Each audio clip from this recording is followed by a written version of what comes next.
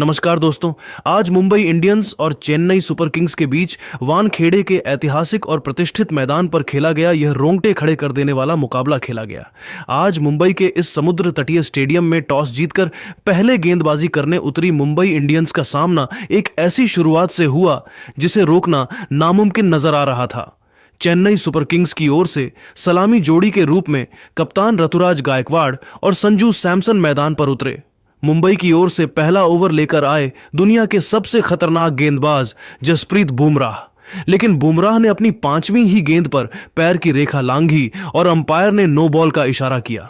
संजू सैमसन ने इस मौके का पूरा फायदा उठाया और अगली ही गेंद पर कवर पॉइंट के ऊपर से एक शानदार चौका जड़कर अपनी पारी का आगाज किया। वानखेड़े स्टेडियम में आज दर्शकों का हुजूम उमड़ा था और सीएसके के नारों से पूरा मुंबई दहल उठा था।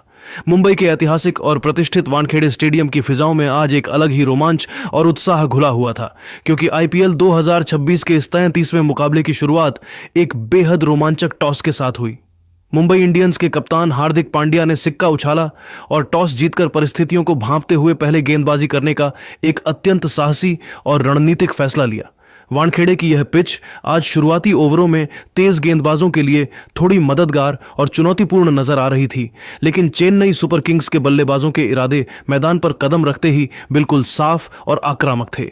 जैसे ही सलामी जोड़ी ने क्रीज पर दस्तक दी, यह स्पष्ट हो गया था कि आज रनों का सैलाब आने वाला है। पारी का दूसरा ओवर लेकर जब मुंबई के कप्तान हार्दिक पांड्या खुद गेंदबाजी के लिए मोर्चे पर आए तो उन्हें उम्मीद थी कि वे अपनी गति से दबाव बनाएंगे, लेकिन दोस्तों, सामने चेन्नई के कप्तान ऋतुराज गायकवाड़ खड़े थे, जिन्होंने हार्दिक की एक धीमी और छोटी पिच गेंद को समय रहते पड़ा और अपनी क्लास दिखाते हुए फाइन लेग की बाउंड्री के ऊपर से एक गगनचुंबी और विशाल छक्का जड़कर मुंबई के डगआउट में हलचल पैदा कर दी। वानखेड़े का पूरा मैदान सीएसके के शोर से गूंज उठा था। हालांकि मुंबई को इस तूफान के बीच पहली बड़ी सफलता तब मिली जब युवा स्पिनर एएम गजनफर ने पारी के तीसरे ओवर में अपनी जादुई उंगलियों का कमाल दिखाया। गायकवाड़ 22 ने गजनफर की एक अंदर आती हुई रहस्यमयी कैरम बॉल पर कदमों का इस्तेमाल करते हुए लॉन गॉफ के ऊपर से बड़ा शॉट खेलने की कोशिश की, लेकिन गेंद बल्ले के निचले हिस्से पर लगी और बाउंड्री पर मुस्तैद खड़े तिलक वर्मा ने कोई गलती न करते हुए एक सुरक्षित कैच लपका। गायकवाड़ का विकेट गिरते ही मुंबई के खेमे में जान लौट आई। मुंबई के ऐतिहासिक वानखेड़े स्टेडियम की फिजाओं में आज एक अलग ही तनाव व्याप्त था, क्योंकि कप्तान ऋतुराज गायकवाड़ के पवेलियन लौटने के बाद क्रीज पर मुंबई के ही लाडले और घरेलू मैदान के राजा सरफराज खान की एंट्री हुई। जैसे ही सरफराज ने मैदान पर कदम रखा, पूरे स्टेडियम में एक जबरदस्त शोर गूंज उठा। उन्होंने आते ही अपनी चिर परिचित बेखौफ और आक्रामक शैली का ऐसा अद्भुत प्रदर्शन किया कि दुनिया के सर्वश्रेष्ठ और दिग्गज गेंदबाज जसप्रीत बुमराह भी कुछ पलों के लिए हैरान रह गए। सरफराज ने बुमराह की पहली ही गेंद पर बिना किसी झिझक के सीधा और कड़क चौका जड़कर अपने इरादे बिल्कुल साफ कर दिए थे कि वे आज केवल विकेट पर टिकने नहीं बल्कि प्रहार करने आए हैं। बुमराह जैसे गेंदबाज के खिलाफ पहली ही गेंद पर ऐसा आत्मविश्वास दिखाना सरफराज की असली ताकत को दर्शाता है। जब मिचेल सेंटनर आक्रमण पर आए तो सरफराज ने अपनी बल्लेबाजी का वह रंग दिखाया जिसके लिए वे पूरी दुनिया में मशहूर हैं। उन्होंने अपने पसंदीदा, माहिर और अभेद्य स्वीप शॉट के जरिए सेंटनर की फिरकी को खिलौना बना दिया और लगातार 2 चौके बटोरकर स्टेडियम का माहौल पूरी तरह से गरमा दिया। वानखेड़े की हर एक सीट से सरफराज के नाम की गूंज सुनाई दे रही थी और ऐसा लग रहा था कि वे चेन्नई की पारी को एक अलग ही स्तर पर ले जाएंगे। लेकिन अनुभवी कीवी स्पिनर मिचेल सेंटनर ने हार नहीं मानी। उन्होंने अपनी चतुराई, धैर्य और सालों के अनुभव का परिचय देते हुए अगली ही गेंद की रफ्तार को थोड़ा कम किया और गेंद को हवा में थोड़ी फ्लाइट दी। सरफराज इस जाल में पूरी तरह से गच्चा खा गए। वे फिर से वही आक्रामक शॉट खेलने गए, लेकिन गेंद की बदली हुई गति ने उन्हें चकमा दे दिया और गेंद उनके डिफेंस को चीरते हुए सीधे उनके स्टंप्स को उड़ा ले गई। सरफराज खान के इस तरह अचानक आउट होने के बाद मैदान पर चेन्नई के सबसे बड़े मैच विनर और सिक्सर मशीन के नाम से विख्यात शिवम दुबे की एंट्री हुई। स्टेडियम में मौजूद हर एक प्रशंसक को दुबे से बहुत बड़ी उम्मीदें थीं कि वे आते ही मैदान के बाहर छक्कों की बारिश करेंगे और रनों की रफ्तार को दोबारा 7वें आसमान पर पहुंचा देंगे। दुबे की ताकत और उनके लंबे कद को देखते हुए मुंबई का खेमा भी थोड़ा चिंतित नजर आ रहा था। लेकिन दोस्तों, आज अफगानिस्तान की युवा सनसनी एएम गजनफर किसी अलग ही अविश्वसनीय और घातक मिशन पर आए थे। उन्होंने अपनी जादुई फिरकी के जाल में शिवम दुबे जैसे ताकतवर बल्लेबाज को भी ऐसा फंसाया कि दुबे क्रीज पर पूरी तरह से बेबस, लाचार और दिशाहीन नजर आए। गजनफर ने अपनी उंगलियों का ऐसा करिश्मा दिखाया कि उन्होंने एक अत्यंत सटीक, तेज और बिजली की रफ्तार से अंदर आती हुई कैरम बॉल डाली। यह गेंद इतनी रहस्यमयी थी कि दुबे इसे पढ़ने में पूरी तरह नाकाम रहे और जब तक वे अपना बल्ला हरकत में लाते, गेंद उनके डिफेंस को भेदते हुए सीधे स्टंप्स से जा टकराई। शिवम दुबे मात्र 5 रनों पर सिमट गए और इसी के साथ चेन्नई सुपर किंग्स का स्कोर 8.1 ओवरों की समाप्ति पर 81/3 के एक अत्यंत नाजुक, चुनौतीपूर्ण और डरावने पड़ाव पर पहुंच चुका था। वानखेड़े की स्टैंड्स में अब केवल नीली जर्सी पहने मुंबई इंडियंस के प्रशंसक ही शोर मचा रहे थे और पागलपन की हद तक जश्न मना रहे थे, क्योंकि अब साफ तौर पर लग रहा था कि मुंबई इंडियंस इस महामुकाबले पर पूरी तरह से हावी हो रही है। चेन्नई के मजबूत कहे जाने वाले मध्यक्रम की कमर टूट चुकी थी और उनके 3 सबसे महत्वपूर्ण विकेट गिर चुके थे। अब यहां से सारा दारोमदार और पूरी टीम की उम्मीदें केवल संजू सैमसन के कंधों पर टिकी थीं। केवल सैमसन ही वह आखिरी उम्मीद बचे थे जो अपनी टीम को इस मुश्किल मलबे और दबाव से बाहर निकालकर एक सम्मानजनक स्कोर तक पहुंचा सकते थे। पूरा मैदान अब सैमसन की अगली चाल का इंतजार कर रहा था। वानखेड़े स्टेडियम के खचाखच भरे स्टैंड्स के बीच असली ड्रामा और रोंगटे खड़े कर देने वाला रोमांच तब शुरू हुआ जब क्रीज पर संजू सैमसन का साथ देने के लिए बेबी एबी के नाम से मशहूर दक्षिण अफ्रीकी युवा सनसनी डेवॉल्ड ब्रेविस मैदान पर उतरे। ब्रेविस ने मैदान पर कदम रखते ही यह साफ कर दिया कि वे आज केवल रक्षात्मक खेल दिखाने नहीं आए हैं। उन्होंने अनुभवी मिचेल सेंटनर को अपना पहला निशाना बनाया और उनके एक ही ओवर में अपनी अविश्वसनीय शक्ति का प्रदर्शन करते हुए 2 भीमकाय, गगनचुंबी और प्रचंड छक्के जड़कर वानखेड़े की स्टैंड्स को मानो हिला कर रख दिया। इन छक्कों की गूंज अभी थमी भी नहीं थी कि संजू सैमसन ने दूसरे छोर से मोर्चा संभाल लिया। सैमसन आज एक अलग ही अवतार और दिव्य रूप में नजर आ रहे थे। उन्होंने कप्तान हार्दिक पांड्या के ओवर में उनकी रफ्तार का इस्तेमाल करते हुए लगातार बाउंड्री बटोरी और मात्र 28 गेंदों के भीतर अपना एक शानदार और कड़क अर्धशतक पूरा कर लिया। जैसे ही सैमसन ने अपना बल्ला हवा में लहराकर दर्शकों का शुक्रिया अदा किया, चेन्नई के पूरे डगआउट ने खड़े होकर अपने इस योद्धा का खड़े होकर अभिवादन किया। दूसरी ओर डेवॉल्ड ब्रेविस ने भी अपनी आक्रामकता जारी रखी और मुंबई के गेंदबाजों के मनोबल को चोट पहुंचाना जारी रखा। हालांकि जब यह साझेदारी मुंबई के लिए हाथ से निकलती जा रही थी, तब युवा गेंदबाज अश्विनी कुमार ने अपनी चतुराई दिखाई। उन्होंने एक तीखी, तेज और शरीर को निशाना बनाती हुई शॉर्ट पिच गेंद डाली, जिस पर ब्रेविस ने अपना पसंदीदा अपर कट खेलने का जोखिम भरा प्रयास किया, लेकिन गेंद की रफ्तार ने उन्हें छका दिया और गेंद सीधे डीप में तैनात दुनिया के सर्वश्रेष्ठ फील्डरों में से एक जसप्रीत बुमराह के हाथों में समा गई। ब्रेविस के आउट होने से मुंबई को थोड़ी राहत तो मिली, लेकिन चेन्नई का प्रलय अभी थमा नहीं था। अंतिम क्षणों में जब पारी अपने सबसे महत्वपूर्ण 15वें ओवर के पड़ाव तक पहुंची, तो चेन्नई की कमान संजू सैमसन और युवा कार्तिक शर्मा के मजबूत हाथों में सुरक्षित थी। मिचेल सेंटनर के 14वें ओवर में कार्तिक शर्मा ने अपनी अद्भुत काबिलियत और तकनीक का लोहा मनवाया। उन्होंने सेंटनर की लोपी और फ्लाइटेड गेंदों को बड़ी ही बारीकी से परखा और उन पर लगातार 2 करारे और गूंजते हुए छक्के जड़कर मुंबई के स्पिन आक्रमण और गेंदबाजों के मनोबल को पूरी तरह तार तार कर दिया। संजू सैमसन भी दूसरे छोर से शांत नहीं थे। वे आज पूरी तरह से मुंबई की गेंदबाजी की बखिया उधेड़ रहे थे और हर डीली गेंद को बाउंड्री के बाहर का रास्ता दिखा रहे थे।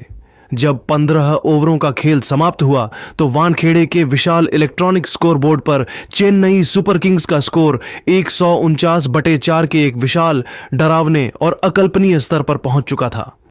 संजू सैमसन और कार्तिक शर्मा की यह जोड़ी अब मैदान पर अंगद के पैर की तरह जम चुकी थी, जिसे हिलाना मुंबई के लिए नामुमकिन सा लग रहा था। आज मुंबई के गेंदबाज, विशेषकर कप्तान हार्दिक पांड्या और अश्विनी कुमार, पूरी तरह असहाय, बेबस और दिशाहीन नजर आ रहे थे। चेन्नई की इस प्रचंड रन मशीन ने 9.93 की रन रेट से मुंबई के सामने एक ऐसी हिमालयी चुनौती पेश कर दी थी, जहां से अब 200 रनों का जादुई आंकड़ा बहुत करीब और मुमकिन लग रहा था। वानखेड़े स्टेडियम का कोना कोना अब केवल संजू संजू और CSK के नारों से गूंज रहा था। मुंबई इंडियंस को अब यहां से वापसी करने के लिए किसी बहुत बड़े चमत्कार या जादुई स्पेल की सख्त जरूरत थी, क्योंकि मनोवैज्ञानिक बरेचत पूरी तरह से चेन्नई सुपर किंग्स के पाले में जा चुकी थी। रोमांच अब अपने अंतिम और सबसे घातक चरम पर पहुंच चुका था, जहां हर गेंद एक नई और रोमांचक कहानी लिख रही थी। क्या मुंबई के गेंदबाज डेथ ओवरों में वापसी कर पाएंगे या चेन्नई एक रिकॉर्ड तोड़ स्कोर खड़ा करेगी? सारा दारोमदार अब बुमराह और हार्दिक के अंतिम स्पेल पर था। 15 ओवर की समाप्ति पर चेन्नई का स्कोर 149/4 था और क्रीज पर संजू सैमसन के साथ युवा कार्तिक शर्मा मौजूद थे। दर्शकों को लग रहा था कि शायद मुंबई के गेंदबाज वापसी करेंगे, लेकिन संजू सैमसन आज किसी दैवीय शक्ति के साथ बल्लेबाजी कर रहे थे। उन्होंने वानखेड़े के मैदान पर वह तांडव मचाया जिसे सदियों तक याद रखा जाएगा। पारी के 16वें ओवर में युवा गेंदबाज कृष्ण भगत आक्रमण पर आए और संजू सैमसन ने उनकी अनुभवहीनता का जमकर फायदा उठाया। पहली ही गेंद, जो एक धीमी गति की सॉवर बॉल थी, सैमसन ने उसे बड़ी ही निर्दयता के साथ लॉन्ग ऑन के ऊपर से एक भीमकाय छक्के के लिए भेज दिया। इसके तुरंत बाद कृष्ण भगत ने एक सटीक यॉर्कर डालने की कोशिश की, लेकिन सैमसन की जादुई कलाइयों ने उस गेंद को शॉर्ट थर्ड मैन के बगल से निकालकर चौका बटोर लिया।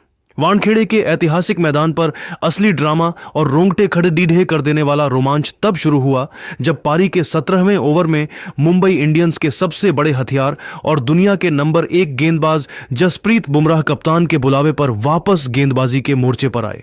बुमराह ने अपनी सटीकता और अनुभव का ऐसा अद्भुत परिचय दिया कि क्रीज पर संघर्ष कर रहे युवा कार्तिक शर्मा 18 उनके सामने पूरी तरह बेबस नजर आए। बुमराह ने एक ऐसी लो फुल टॉस डाली जिस पर कार्तिक ने अपनी पूरी ताकत झोंककर एक बड़ा शॉट खेलने की कोशिश की, लेकिन गेंद बल्ले के निचले हिस्से पर लगकर डीप स्क्वायर लेग की ओर हवा में तैर गई। वहां मुस्तैद खड़े मिचेल सेंटनर ने चीते जैसी फुर्ती दिखाई और अपनी बाईं ओर दौड़ते हुए एक अविश्वसनीय लो कैच लपका।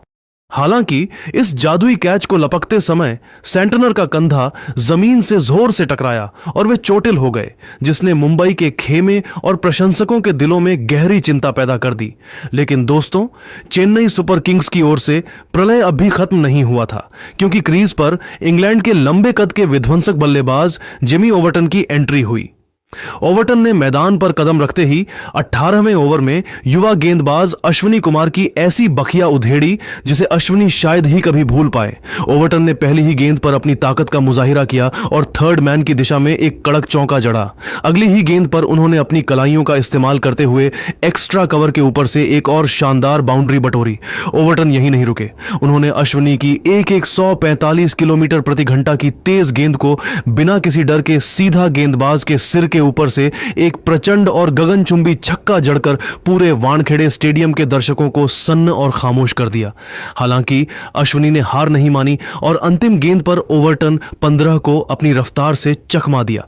ओवर्टन ने डीप पॉइंट की दिशा में शॉट खेला, जहां नमन धीर ने बिना किसी गलती के एक सटीक कैच लपककर इस छोटे लेकिन विनाशकारी कैमियो का अंत किया।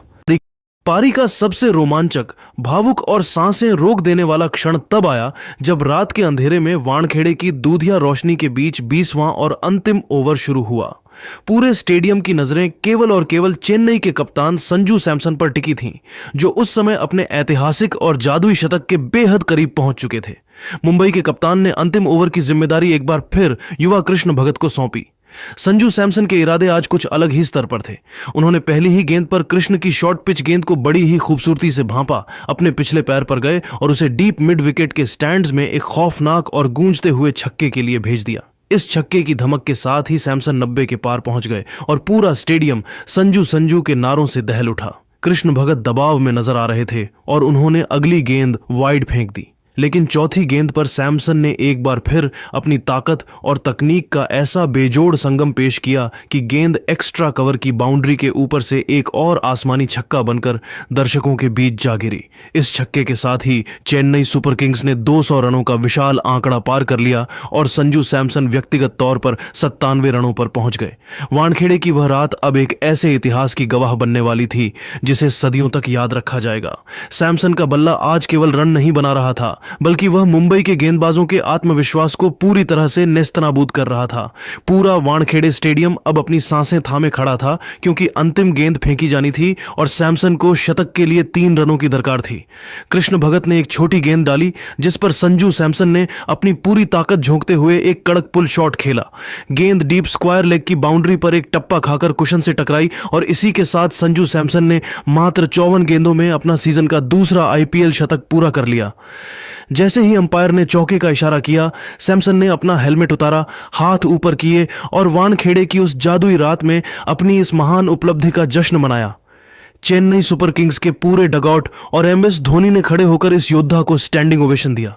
जब निर्धारित 20 ओवरों का खेल समाप्त हुआ तो चेन्नई सुपर किंग्स का स्कोर 207/6 के एक विशाल और चुनौतीपूर्ण स्तर पर पहुंच चुका था। संजू सैमसन 101 रनों की नाबाद और ऐतिहासिक पारी खेलकर लौटे, जिसमें 10 चौके और 6 भीमकाय छक्के शामिल थे। मुंबई इंडियंस के गेंदबाज, विशेषकर अश्विनी कुमार और कृष्ण भगत, अंतिम ओवरों में पूरी तरह असहाय और लाचार नजर आए। बुमराह ने 31 रन देकर एक विकेट लिया, लेकिन सैमसन के तूफान को कोई नहीं रोक पाया। जहां एक समय मुंबई ने टॉस जीतकर पहले गेंदबाजी चुनी थी, वहीं सैमसन की इस मॉन्स्टर पारी ने उनके सामने 208 रनों की वह हिमालयी चुनौती खड़ी कर दी थी, जिसे पार करना बुमराह और हार्दिक की टीम के लिए अब एक अग्नि परीक्षा जैसा था। वानखेड़े का कोना कोना अब केवल संजू संजू के नारों से गूंज रहा था। क्या मुंबई इस पहाड़ को फतह कर पाएगी? रोमांच अब अपने चरम पर था।